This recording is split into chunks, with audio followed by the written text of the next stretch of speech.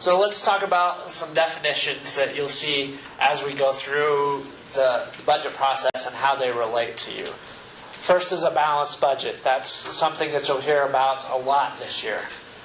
That simply means that the revenues that we are going to bring in for the year match what we plan to spend for the year. And the next thing is commitments, and this will be important when we go through the 2010 budget process.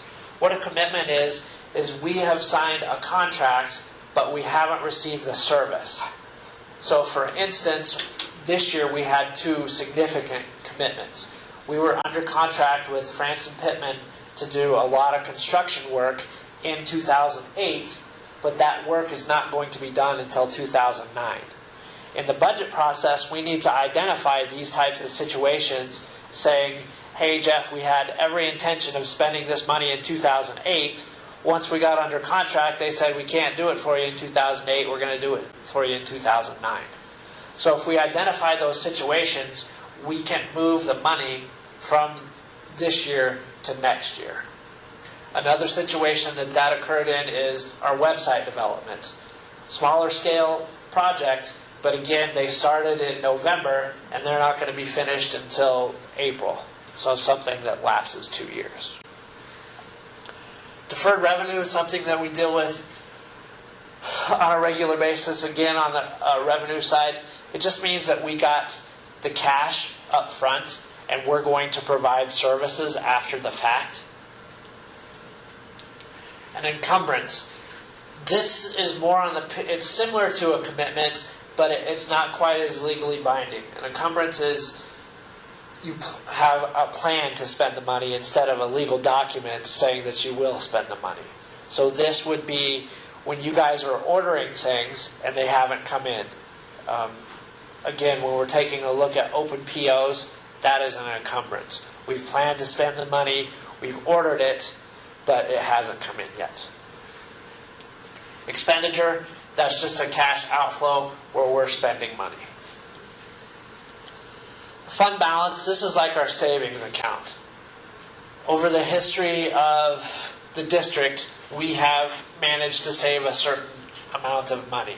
Some years we will plan to spend that money. Right now we are planning to be conservative, so we're not spending any of our fund balance. If we want to spend our fund balance, that would allow us to have more expenditures than the revenue we're bringing in a certain period. And we have done that in the past. Mass 90 is something that you'll hear the finance department talk about, and that's just the accounting system that we operate with. Prepaid expense. This comes into play a lot with the two departments that aren't here today. That'd be digital services and buildings and grounds.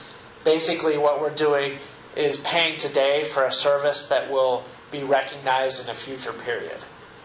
So for instance, all of our software maintenance contracts, they request that we pay for a year. So if we pay for a year in March, we're going to record 10 months of expense in 2008, and we'll record January and February of the following year as a prepaid expense, just because it won't hit this year's activity. Revenue, again, that's a cash inflow.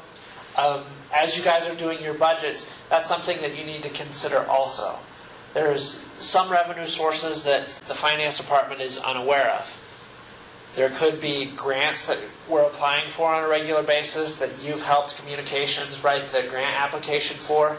If we really think that we're going to get that revenue source, then that's something that we need to consider as we go through budget process. So any of those little things that are kind of off-key, we need to take into consideration. Another thing would be, as we're doing some of our smaller fundraising things, we're doing a readathon to support Streets of South Glen. If that was going to be significant money and you want to spend that money, you need to tell us, hey Jeff, we're going to do this. Historically, when we do readathons, we earn about $5,000. We would like to spend that $5,000 specifically on Streets of South Glen. This is an idea of what we have, or we had to value engineer this out of our project budget. Those type of things need to be communicated. The final thing is a variance, and that's just the difference between actual and budgeted amounts. So here is a little cheat sheet that I have. I've printed off one for everybody. It's just who do I talk to in finance if I have a question. As this is new to everyone, it's new to my staff also. So as we work through this, the first couple months I'll be able to answer all questions, and then as this becomes less new to everyone, my staff will be more involved. So here's who you need to talk to if you have specific questions. I have a question. When we get donations throughout the year, sometimes someone will come to Coble and say, I'm going to give you $2,000. This happened at the end of last year. And say, I want you to spend this for something at Coble. Is there a different way to handle that now than we did in the past? I mean, what we would do in the past is I would call Chris or whoever and say, I got this $2,000 donation and Lori would like me to buy X. And so I will overspend this budget by $2,000. Is that still how you want to handle that, or do we need to do that different? We need to do that different. If you know about it in advance, then the best way to handle that would be to put it in the budget. The budget is a working document, so we're going to be making numerous changes to this throughout the year. I think through the first month we've already made 10 or 12 changes. So what we want to do is we will record that revenue as a budgeted revenue once we know that it's actually going to come in, and we will increase your budget by the $2,000. Okay, what happened to us this last time is this lady wanted to get it in before the end of the year. She had originally talked to Lori in like June or something, and we never saw it, so we didn't think she was going to do it. Then all of a sudden, the end of November, we got this check. So that is more likely to happen, I think, than us knowing ahead of time. Okay. So if we have, I know how to do it now if we know ahead of time, but if we don't know ahead of time and they just all of a sudden send us this check. Yeah, go ahead and communicate that to finance, and you actually should see an increase in your expenditure line. Okay. So it won't be we exceeded because of this. Finance should understand that before you make the expenditure and increase your expenses by $2,000 to support that. Okay, what made it even bigger this time is we didn't get it in, and so we didn't spend it in December, so we didn't spend it last year. So there's still that $2,000, and Lori's trying to decide how she wants to spend that money. So is that going to be a problem that we're spending it this year instead of last year when we actually got the money? It does create a small problem, but it's something that finance can handle. You can do a journal entry or whatever to work around that, because I know we're going to have to notify this lady that this is how we spent the money, and acknowledge her donation, but the timing is horrible. Right. The other thing that makes that an interesting question is we operate in an environment where we have two different entities.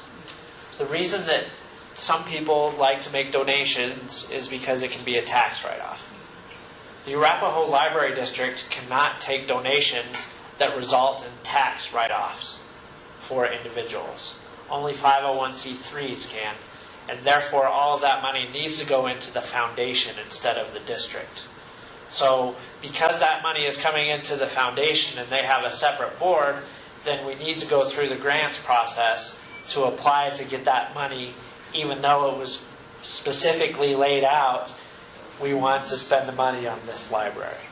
So that'll be... So that is a little different then.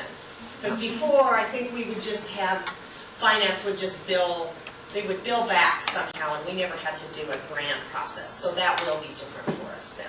Okay.